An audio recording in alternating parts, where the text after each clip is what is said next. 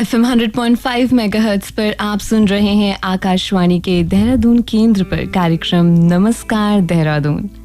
श्रोताओं, योग अपने आप में पूर्ण विज्ञान है जो शरीर, मन, आत्मा और ब्रह्मांड को एकजुट बनाता है। आप जानते ही होंगे, योग का इतिहास करीबन 5000 साल पुराना है। योग की विभिन्न शैलियां हैं, शारीरिक मुद्राएं हैं, ध्यान व सांस लेने की तकनीकें हैं। आज पूर्व समय से बढ़कर योग ने दुनिया में अपना अलग स्थान बनाया है, जिससे वह लोकप्रिय हो चला है सभी आयु वर्गों में और सभी धर्मों में, सभी देशों में। मन और शरीर का बेहतर नियंत्रण और इनके सुचारू रूप से काम करने में योग सहायता करता है।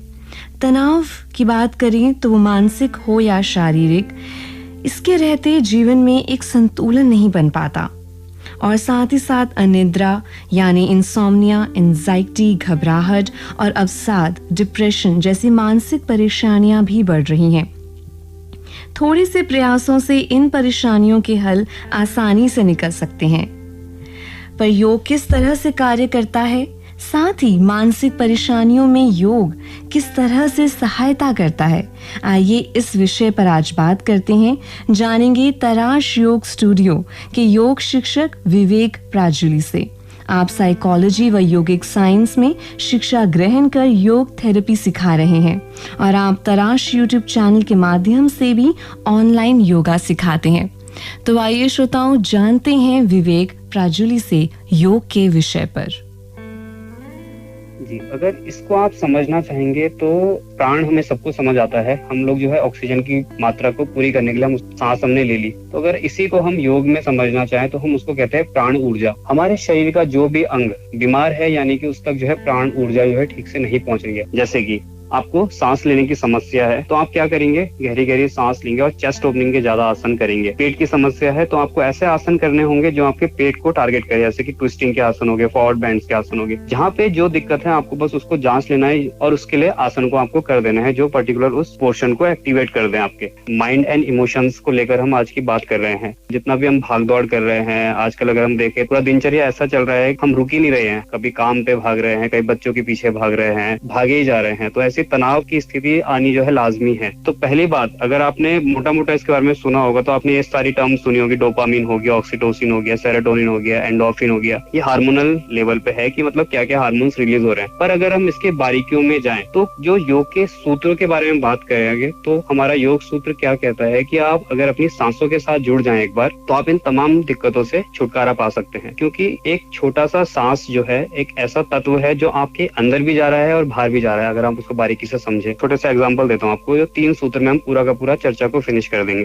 पहला सूत्र क्या कहता है कि आपके अगर कम ऊर्जा फील कर रहे हैं, जैसे कि आपको थकावट ज्यादा है, यानी कि आपके भीतर जो है प्राणों का संचार कम हो रहा है, ऐसी जगह पे अगर आप अपने भीतर जो है ज्यादा सांसें भरने लग जाएं, यानी कि आप गहरी सांसें लें, तो आप पाएंगे कि आप थकावट हो गया और जो ऊर्जा की कमी है वो धीरे धीरे दूर होने लग रही है। दूसरा, अगर आपके भीतर जो है ज्यादा तनाव की स्थिति है, यानी कि आपको लग रहा है कि आप स्ट्रेस फील कर रहे हैं, डिप्रेशन सी फीलिंग आ रही है, कुछ इरिटेशन सी हो रही है, तो ऐसी स्थिति में आपको क्या करना है, लंबी गहरी सांस को आप छोड़ सकते हैं। तो योग में हम क्या कहते हैं, चंद्र और सूर्य नाड़ी। तो जितना आप गहरा सांस छोड़ते हैं तो वो आपकी चंद्र नाड़ी को एक्टिवेट करता है और चंद्र नाड़ी का काम ही है शीतलता प्रदान करना। जैसे आप अगर आप सुबह देखें, सूरज निकला है तो आपके भीतर तप बनना शुरू हो जाता है और शाम को आते आते आप जो है शांत हो जाते हैं। तो सुबह सूरज है, शाम को चंद्र है, तो ऐसा ही जो है आपके भीतर भी इस तरह का ही बना हुआ है। तो जैसे जैसे आप चंद्र नाड़ी को एक्टिवेट करते हैं अपना, तो आपका मन जो है शांत होता है। जैसे जैसे मन शांत होगा, आपकी सारी समस्याएं, तनाव हो गया, डिप्रेशन हो गया, एंजाइटी हो गया, धीरे धीरे दूर होने लगेगी। अगर आप इनमें क्या करना है इस बारे में बात करेंगे तो आप जब ज्यादा सांस छोड़ने की बात आती है तो सबसे पहला जो उसका सब सिंपल सा है, आप जो है लंबे लंबे मंत्र कीजिए। लंबी गहरी सांस ले लीजिए एक बार और गहरी सांस के साथ मंत्र को छोड़िए। जैसे ओमकार, ओमकार का जो है महत्व इसलिए ज्यादा है क्योंकि उसमें हम लंबा गहरा सांस छोड़ते हैं। पर इसमें आपको समझना होगा कि आपको फास्ट फास्ट नहीं करना, ओम ओम ओम ओम, ये गलत तरीका है। आप लंबी गहरी सांस लीजिए और उसको छोड़ दीजिए। ओम,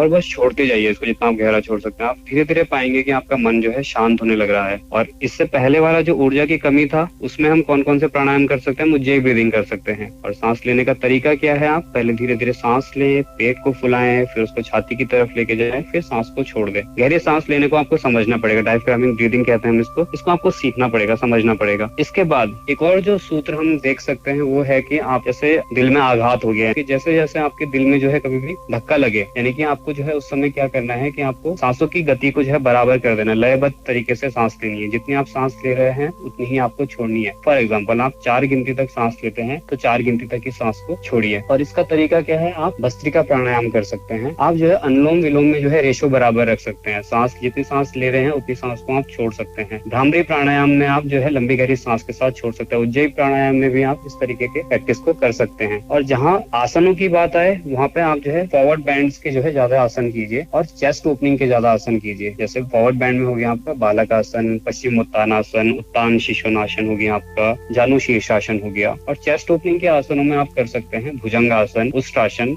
और आप चक्रासन कर सकते हैं, विमानासन कर सकते हैं, सलभ आसन कर सकते हैं। इसमें आपको एक और कैटेगरी जो हेल्पफुल रहेगी वो रहेगी आपकी इन्वर्जन की कैटेगरी, जिसमें आपका सर नीचे की तरफ है और पैर ऊपर की तरफ है। इसके आसन है आपके शीर्षासन हो गया, बेस्ट आसन है, पर सबसे नहीं होता है तो उसका ऑल्टरनेटिव है आप प्रसारित पाद उत्तानासन कर सकते हैं, आप उत्तान आसन कर सकते हैं खड़े होके, आप सर्वांग आसन कर सकते हैं। और बेस्ट आसन अगर कुछ नहीं होता है तो विपरीत करनी है, आप दीवार के सहारे इसमें कर सकते हैं। इससे आपको जो है काफी राहत फील होगी। तो ये सिंपल से सूत्र है जिनको आप अगर ध्यान में रखें तो आपको काफी लाभ होगा।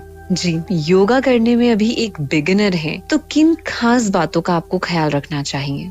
सबसे पहले आपको ये समझना होगा कि योगा फिट टू ऑल है। तो आपकी जो फ्लेक्सिबिलिटी लेवल है, सपोज मेरे से जो है आसन जो ज्यादा देर तक होता है, हो सकता है वो आपसे ना हो, या हो सकता है जो आपसे आसन होते हो वो मेरे से ना हो। तो पहली बात आपको जो है कंफर्ट रहना बहुत जरूरी है। हर एक आसन को इस तरह से करना है कि आपके शरीर में पेन ना हो। तो आपको इस तरह से योगासन करने हैं कि आप रिलैक्स होकर कर पाए, भले आप कम देर उसको करें और कम माइल्ड पोजीशन में उसको होल्ड करें। और बिगनर्स के लिए सबसे बेसिक से जो आसन आप कर सकते हैं वो आप पहले बैठ के करें। जैसे शशांक आसन आप लें, बालक आसन आप लें, सपोर्ट लेके कर सकते हैं स्टैंडिंग आसनों को। ताड़ासन आप वॉल के साथ कर सकते हैं। आप प्रॉप्स का ज्यादा इस्तेमाल करें, जैसे ब्लॉक्स हो गया, बेल्ट हो गया। और जल्दबाजी बिल्कुल नहीं करनी है आपको, यानी कि पहले दिन आप ये नहीं सोचेंगे कि आपको सीधा हेड स्टैंड कर देना है, शीर्षासन कर देना है। उससे आप जो है चोटिल हो जाएंगे और क्षतिग्रस्त हो जाएंगे। जी, हमारे साथ कार्यक्रम में आप जुड़े विवेक, आपका बहुत बहुत धन्यवाद। Thank you.